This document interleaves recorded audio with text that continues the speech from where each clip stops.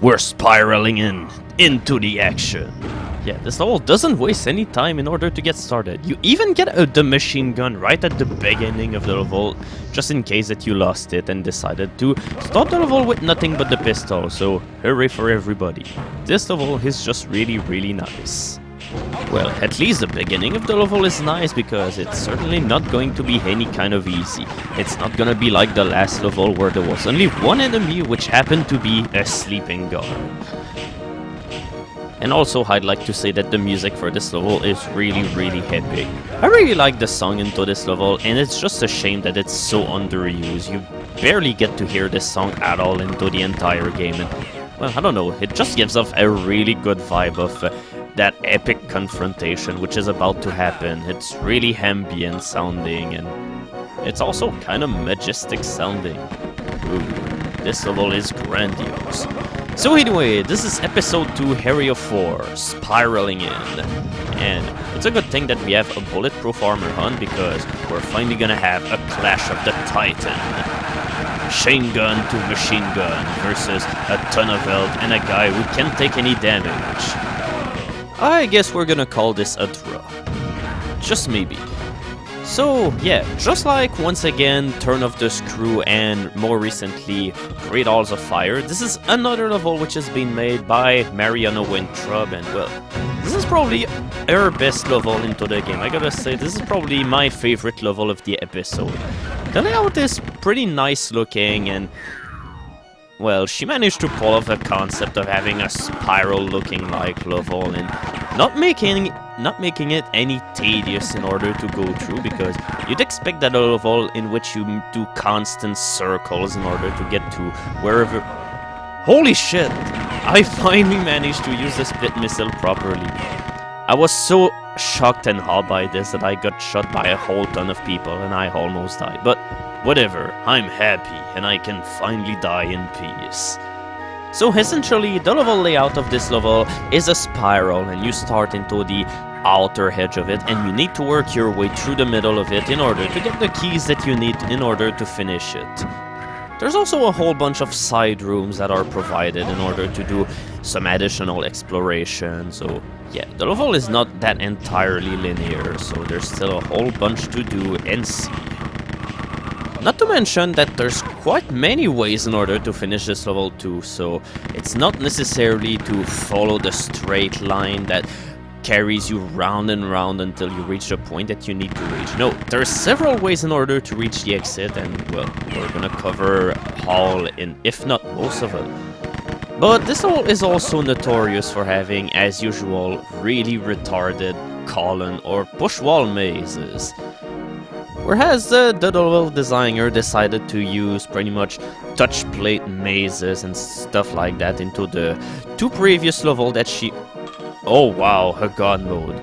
And yeah, there's a push wall right here, and you probably wouldn't guess it, we're already at the end of the level. If you want to, you can finish this level in less than 3 minutes. You don't even need to go through the spiral, you don't even need to collect any keys. No, right ahead here is the end.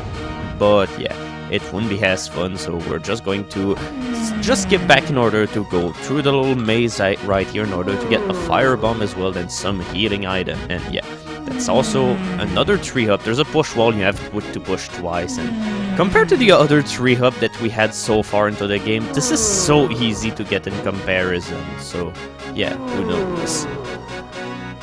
But yeah, whereas into the 2 other levels that Mariana Weintraub made so far, there were a whole bunch of touch plate mazes. Instead, this level has a whole lot of column mazes. Yeah, there's another one right here. At least none of them are any necessary in order to finish the level, but I don't know, this is still pretty retarded. That's probably the only thing that I really don't like about this level. And this is probably the one reason why I'm not gonna find all of the secrets into this level, because I'll just end up missing 1 or 2 of the columns into every single one of these mazes. And yeah, I'm talking about mazes because, yeah, guess what? There's still another one into another part of this level, and it's mandatory in order to finish the level. unless of course that you decide to exit the level the really quick way, just as I've showcased earlier. But even then you have to go through a column maze anyway, that it's possible to lock yourself out of. And yeah, there's a 1-up here, and for some reason this one is even harder to get than the 3-up that we had to find earlier. And yeah, Triad Enforcers are really easy to kill if you manage to get a grate or a window separating each other, because he won't be smart enough to use his chain gun in order to shoot at you if you're standing as far away as possible. Also, this level is a whole lot more generous with its use of enforcers than it was the case with the previous level, because, well, the other level had way too much enforcers and close to no weapon to take care of them, but yeah, this level doesn't have as many, so yeah, this is certainly why this level is a lot easier than the first level. Yeah, alongside with level 6 that we'll see later on, level 1 was the hardest level of the episode, and yeah, there's a secret wall here that I'm wondering why it's not open, but yeah, there's a touch plate right here that I missed. Kind of easy to miss considering that the touch plates in Crazy Man are kind of hard to spot, and then again, the only reward that we get is a healing basin. And also, this level has a whole lot of bulletproof armors and asbestos armor, which, once again, that was not something that you saw into the first level of this episode. So yeah, I really don't have anything else to say about this level, so instead I'm just going to keep elaborating on something that I've started up I'll kinda late into one of the updates, because I kinda ran out of time, and that was basically the enemies into this game, because, well, what was nice about the enemies into this game was, well, how they were all people from the offices of Apogee, instead of just drawing a whole bunch of people and calling this the enemies of the game.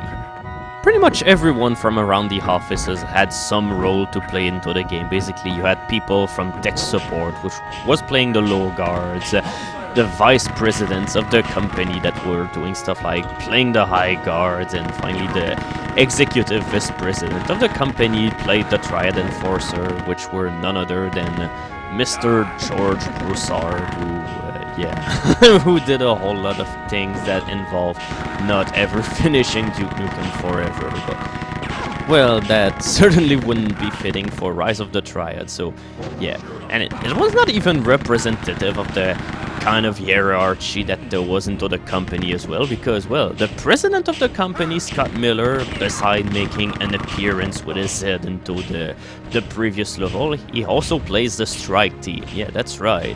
Those little worthless green guys who just roll around awkwardly in order to avoid your attacks. Yes, they're this guy.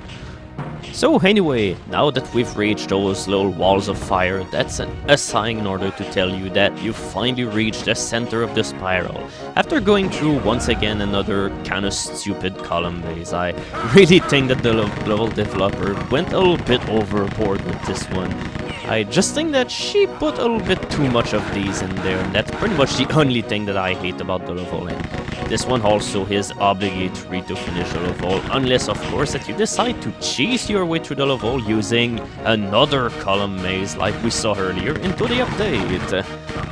Essentially, this level is dedicated to whoever enjoys push walls a whole lot. So here we go, we finally have the key after only like 9 minutes. It might seem like a lot of work for one key, but yeah, guess how quick you can go back into wherever you started. The journey backwards to the level is a whole lot faster, just because, well, there's a whole bunch of doors that just allow you to do the backwards journey a whole lot faster, so yeah, Mariana Weintraub likes to put really retarded mazes in her levels, but at least she allows you to shortcut.